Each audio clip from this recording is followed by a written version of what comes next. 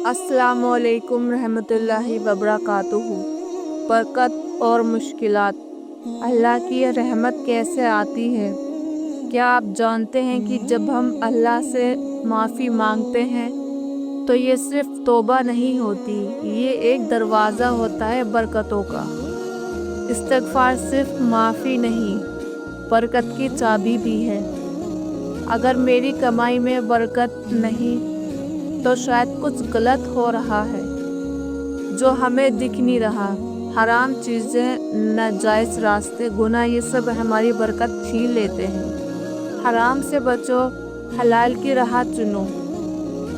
कुरान हमें सिखाता है, हज़रत नूह अलैहिस्सलाम ने कहा, अपने रब से माफ़ी मांगो, बेशक वो बहुत माफ़ करने वाला है।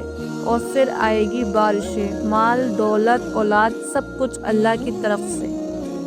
सूरह नूह, इस्तिग़फ़ार रहमत की बारिश। लेकिन याद रखो, हम इस्तिग़फ़ार सिर्फ माल के लिए नहीं करते।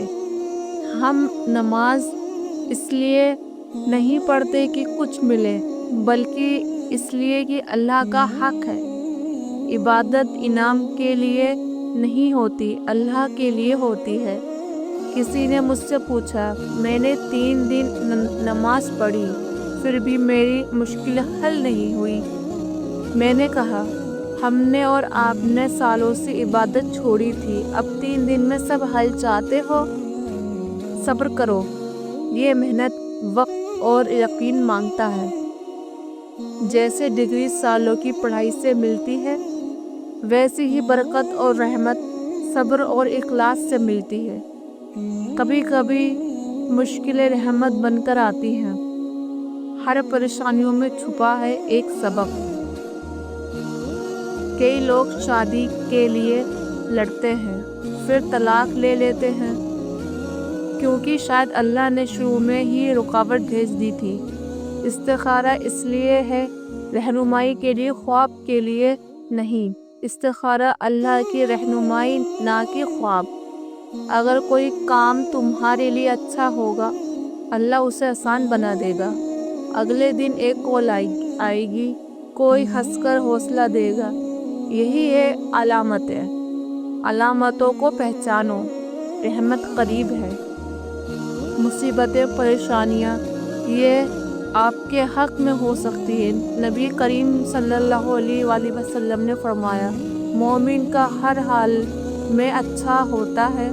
भलाई मिले तो शुक्र, तकलीफ आए तो सब्र। मोमिन हर हाल में कामयाब होता है। कई लोग सिर्फ दुआ करते हैं, भाई मेरे लिए दुआ करो, मैं शराब छोड़ दूँ, लेकिन साथ में कोशिश भी करनी होगी। दुआ के साथ अमल ज़रूरी है। दुआ, अमल, कामयाबी। कभी कभी एक बड़ी मुसीबत आती है और हम अल्लाह की तरफ लौटते हैं। वो आंसू, वो तौबा।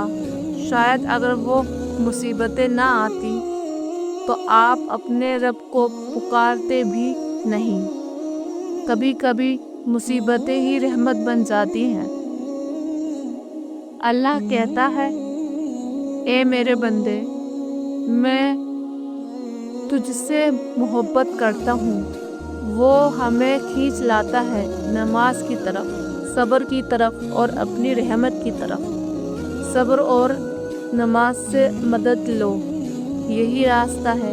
जब नबी करीम सल्लल्लाहु अलैहि वसल्लम को कोई परेशानी होती तो वो फ़ौरन नमाज की तरफ मुड़ते थे।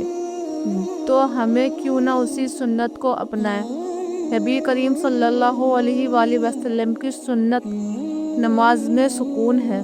अगर इस वीडियो ने आपके दिल को छुआ हो तो इसे शेयर कीजिए, शायद किसी और की ज़िंदगी भी बदल जाए। शेयर करें, सब्र करें, नमाज से जुड़ें, अल्लाह से उम्मीद रखें। अस्सलाम वालेकुम रहमतुल्लाहि व बरकातुहू।